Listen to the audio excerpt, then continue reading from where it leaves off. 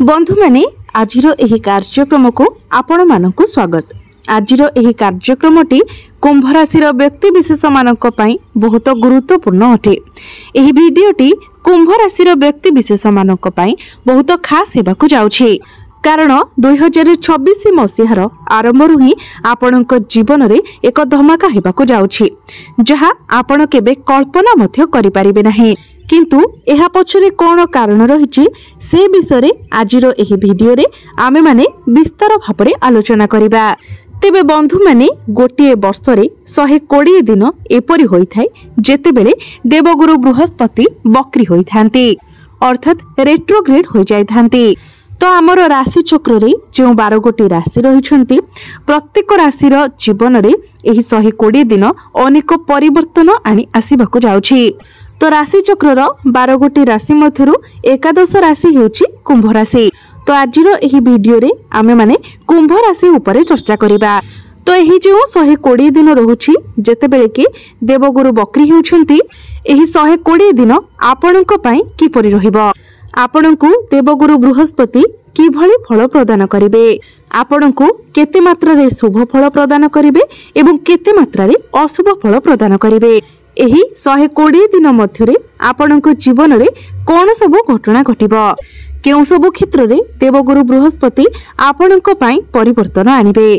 तेबे 11 नवेम्बर 2025 रु नै 11 मार्च 2026 मध्यरे जो समय रहिला, एही समय आपणक पई बहुत गुरुत्वपूर्ण हेबाकू जाउछि। तेबे बंधु माने सर्वप्रथमे आपण माने जानि नेबा उचित जे बक्रीर अर्थ कोन। आपण माने जानि रखिबा उचित जे जेतेबेले कोनोसी शुभ ग्रह बक्री होई थांती सेतेबेले तांकर शुभत्वरे वृद्धि होई थाए। देवगुरु बृहस्पति हेउछंती सबुठारो अधिक शुभ ग्रह, गुरु हेउछंती आशीर्वादर ग्रह। किंतु आउ गोटे गुरुत्वपूर्ण कथा हेउछि गुरु आपणकर केउ भावरे बक्री हेउछंती एवं केउ सब भाव उपरकू गुरुंकर दृष्टि रहुछि। सेही अनुसार मध्य गुरु आपणकू शुभ फल प्रदान करिथांती एवं अशुभ फल मध्य प्रदान करिथांती। तो बंधु माने आसंतु आमे विस्तार भाबरे जानिबा जे एही जो 120 दिन रहुछि 11 नवेम्बर रु नै 11 मार्च पर्यंत आपणक जीवन रे कोन सब परिवर्तन आसीबाकू जाउछि। सेथि पई आपण माने भिडियोटी को स्किप न करी शेष पर्यंत निश्चय देखंतु एवं भिडियोटी को लाइक करी चैनलटी को सब्सक्राइब करि दियंतु। कमेंट बॉक्स रे भक्ति एवं श्रद्धार सहित जय श्री जगन्नाथ जय मां लक्ष्मी निश्चय लिखंतु। तेबे बंधु माने आपण माने जानि रखिबा उचित एही भिडियो रे आमे माने जे ज्योतिष चर्चा करूछे ताहा आपणकर जन्म राशि उपरे आधारित अटे। आपणक जीवन रे 100% कोन घटना घटिबो ताहा आपणकर जन्म कुंडली उपरे निर्भर करे। एहा केवल ग्रह मानकर गोचर फल अटे, जहा प्रत्येक व्यक्ति विशेष मानक जीवन रे किछि ना किछि प्रभाव पकाई थाए। तो एबे असंतु जानि नेबा बक्रीर अर्थ कोन। आपण माने जानिथिबे जे प्रत्येक ग्रहंकर एक निजस्व गतिपथ रही थाए एवं सेही गतिपथ रे ही प्रत्येक ग्रह सूर्य को परिक्रमा करिथांती। किंतु जेतेबेले सूर्य एवं सेही ग्रहंक मध्यरे पृथ्वी चली आसी थाए एवं पृथ्वी सेही ग्रहंक ठारू आगको चली जाई थाए, सेतेबेले आमको एपरि प्रतीयमान होई थाए जेमिति सेही ग्रहटी बक्री होई जाइछंती, ओलटा चालुछंती। किंतु वास्तव रे सेपरि किछि होई न थाए, केवल सेही ग्रहंकर गति रे किछिटा परिवर्तन आसी थाए, जहा प्रत्येक राशि रो व्यक्ति विशेष मानक उपरे गभीर प्रभाव पकाई थाए। तो एबे आसंतु जानिबा एही 120 दिन आपणक जीवन रे केउ परिवर्तन आनिबाको जाउछि। तो बंधु माने गुरु आपणकर षष्ठ भावरे बक्री हेबे। तो बंधु माने षष्ठ भावटी होई थाए रोग ऋण एवं शत्रुर भाव, कंपिटिशन भाव। तेबे गुरु जो भावरे बक्री होई थांती सेही भाव सह जड़ित कार्य गुडी को गुरु संपूर्ण कराई थांती एवं सेही कार्य रे आपणको अधिक ग्रोथ मध्य देई थांती। तेबे बंधु माने आपणक पई खुशीर कथा हेउची गुरु आपणक भावर आपणकर षष्ठ भावरे उच्चस्थ अछंती। तो गुरु एठारे आपणको शुभ फल प्रदान करिवे। जदि पूर्वरु आपणकर कोनोसी कोर्ट कचेरी मामला लागि रहितिला, आपण कोनोसी कोर्ट कचेरी मामला रे फसी रहितिले, तो आपण सेथिरु बाहरी आसीबे। गुरु आपणकर द्वितीय एवं एकादश भावर अधिपति अटंती, अर्थात धन भाव एवं लाभ भावर अधिपति अटंती। गुरुंकर दृष्टि आपणकर द्वादश भाव उपरे रहुछि। तेबे बंधु माने एही 120 दिन मध्यरे आपणकर एपरि कोनोसी व्यक्तिक सहित भेट होई पारे जो व्यक्ति आपणको अनेक दिगरु सहाय्य करि पारिबे। कोर्ट कचेरी मामला रे सेही व्यक्ति आपणको अनेक सहाय्य करिवे। द्वादश भावटे होइथाय विदेशर भाव।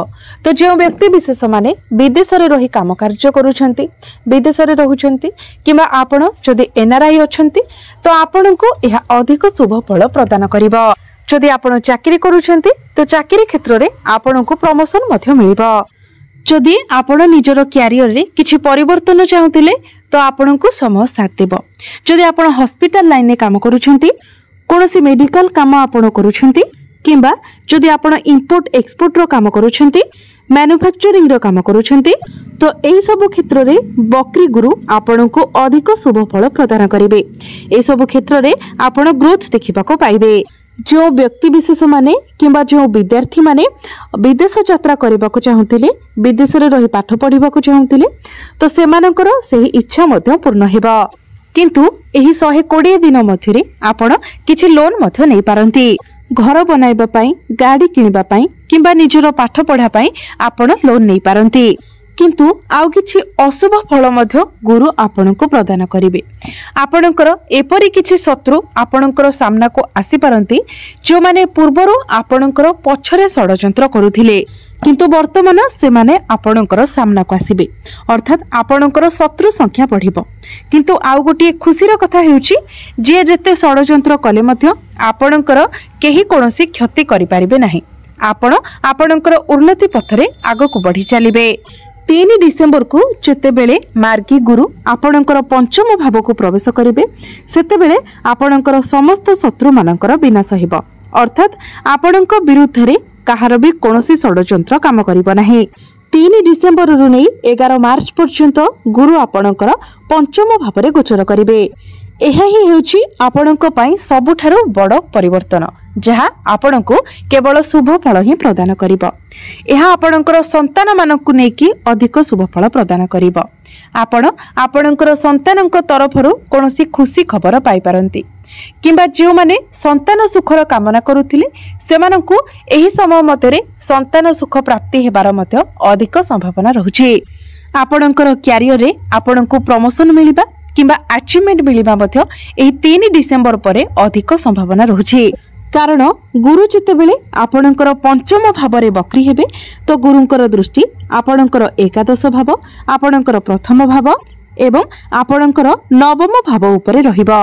तो 3 डिसेंबर परे आपणकर भाग्य प्रबल हेबो। भाग्य बल रे आपण प्रत्येक क्षेत्र रे सफलता हासिल करिवे। अल्प परिश्रम रे आपणको अधिक सफलता प्राप्ति हेबो।